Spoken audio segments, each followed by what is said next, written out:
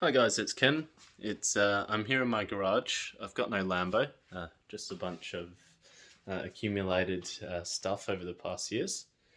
Basically, today's video is going to be on yes, there are my pull-up bars.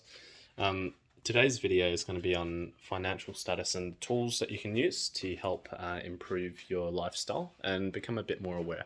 So it's not necessarily about changing your lifestyle, it's just some tools that I personally use. And I'll tell you how I benefit from them so I have a clearer understanding of where I'm going in life. Okay, so we'll just go to my computer, and this does not show any amount of savings, this just shows my current spending amount. So the app that I use is actually called Pocketbook.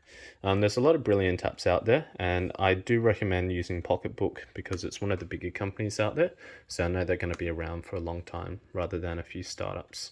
Anyway, we'll look away while I log in because, yeah, I really don't want you guys looking at my account details. It's probably best that you don't have access to that for my own personal safety and security and identity fraud. Okay, so what we're going to be looking at is basically one of the best features of Pocketbooks. So Pocketbooks is an app, and you can code every single transaction, or you can categorize, not code, you can categorize every single transaction to be exactly what it is, and then you can look at it in the long term or a short term or your budget period. Why this is important is maybe if you have fuel, so you have a car, so you want to track how much expenses that you have going towards your car.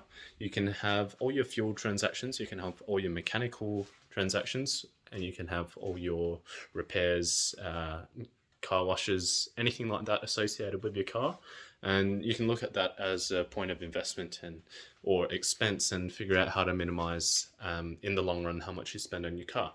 That's just one example. I'm sure if you have other hobbies, I personally have the hobbies of cars. If you have hobbies like hairdressing, looking beautiful, anything like that, you can see how much makeup or there's a whole lot more examples. Maybe write in the comments and I can give you some examples how you can apply it to your own life. Anyway, awesome app. So what you do is basically, because Pocketbooks is still in the process of being developed, basically what it shows is, oh, you can actually see my savings there. Not much to show off, honestly. Okay. So what Pocketbooks allows you to do is basically go into a section called a category section, and it actually shows a pie chart. This is awesome. This is an awesome tool to have because if I'm coding or categorizing every single transaction, I'm going to look in the last 12 months. I click the last 12 months and this is my lifestyle. So in the past 12 months, so a whole year, and this is just off a basic average wage. I'm not going to state how much I get paid out of and care towards my current employer, and it's also for my own business. I don't believe anyone should compare the current wage to mine. It's all based on circumstances, and that's the whole point of this video. It's to show you that given books, it actually shows you how you can and play with the cards that you're dealt. Rather than compare with people, you gotta compete with yourself. You don't have to compete with anyone else around you, just yourself. A little bit better every day. Okay, so looking at my categories for expenses over the last 12 months, I'm actually pretty satisfied, I have to admit. And the reason why I'm satisfied, because I have been keeping on top of my finances using this tool and a whole bunch of other tools, but this is the main one that I'd probably recommend to anyone wanting to start out, and they'll get the most value. Let's have a quick overview. So as you can see, we've got food and drinks. I spent $3,000 there. I'm currently living at home, so I understand that my food and drinks may not be on the same category as everyone else. I have a lovely mother who, and of course I chip in for the groceries for my part, and some of the times it will vary. It's very reciprocal nature. Anyway, so looking at this, what I can currently see is that based on my lifestyle habits, I currently spend, that is approximately a third in investment. Now we can go into what these investments are. I'll get into those in a moment, but we can definitely see that transport was one of the biggest expenses after investment, because investment is not actually an expense. Well, it is an expense. Well, not really, but it is money going out. But An investment is something that returns money as well, hopefully, if you do it right. Okay, so transport 3392. So if we drill down into our transport section, what we can actually see, 206 transactions. Okay, now what does this tell me? So it tells me in the past year I spent $1,000 on work parking. So I have to evaluate this and see if $1,000 a year is a good enough expense for work parking. For me personally, I do believe it is, purely out of convenience and lifestyle. There's no justification behind this stuff. It's purely my own analysis of my financials.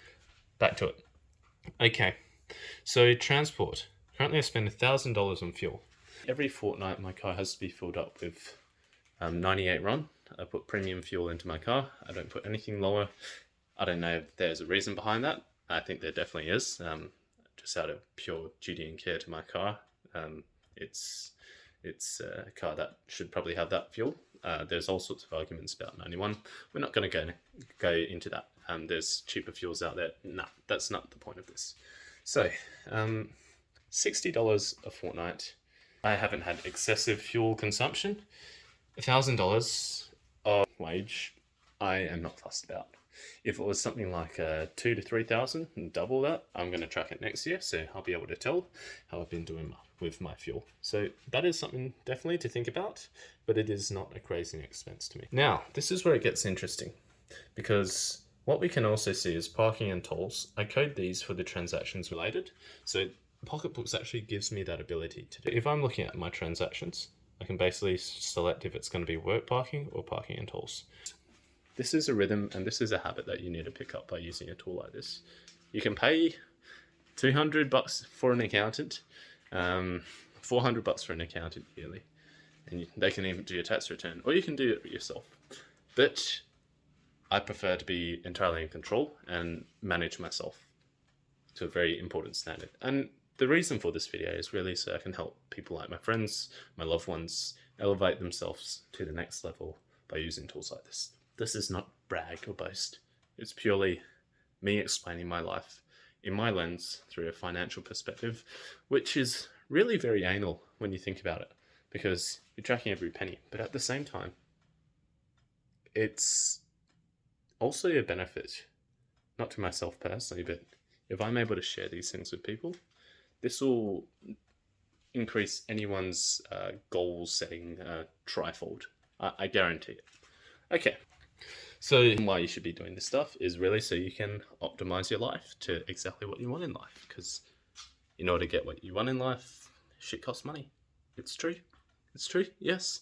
I don't know how long it took me to figure that out, but stuff costs money. And unless you have some type of strategy or you have some type of safety net where that stuff is granted to you, there's not really much more you can do. Okay. So this is where I've optimized my lifestyle. In the past few years, I actually haven't been going out and drinking. Well, in the past 2 years, I haven't been going, and that is a major lifestyle shift. But what it has taught me is that taxi and rideshare, I used to spend a lot more than that. So approximately every rideshare, I'm $15 to $30.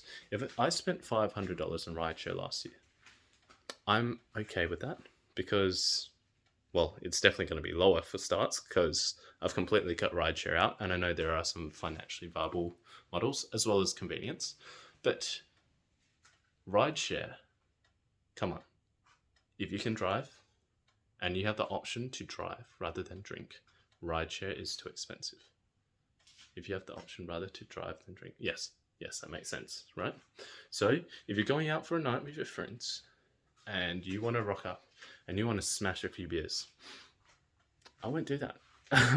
But if you do want to, that means that you're going to be spending $10 per drink or shot, depends how hard you go, multiplied by the amount of drinks that you want to have, and then you're going to be spending an Uber there and back. So $15, $30, times that by 2, $60 max for an Uber, $60 max, and how many drinks are you going to have if you go have an Uber? You're not driving, okay, so then you're going to suddenly have 1, 2, 3, 4, and then I just got a notification, and then what will happen?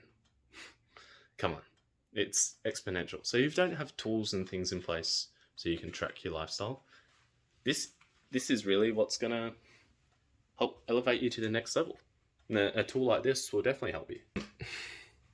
You can make that change. I do have to say. It's not me saying in a negative or a narcissistic or even a condescending tone. It's only you can make that change. It's your lifestyle. You do whatever the hell you want with it. So going back to this, I am very happy with my overall yearly spending on transport. Honestly, the amount that I have saved, I think I've done okay. And making compromises on my lifestyle purely for this metric has optimized my life so much. And this is probably where I'm coming to the point of partying. And this will be the next video. Okay, thanks guys.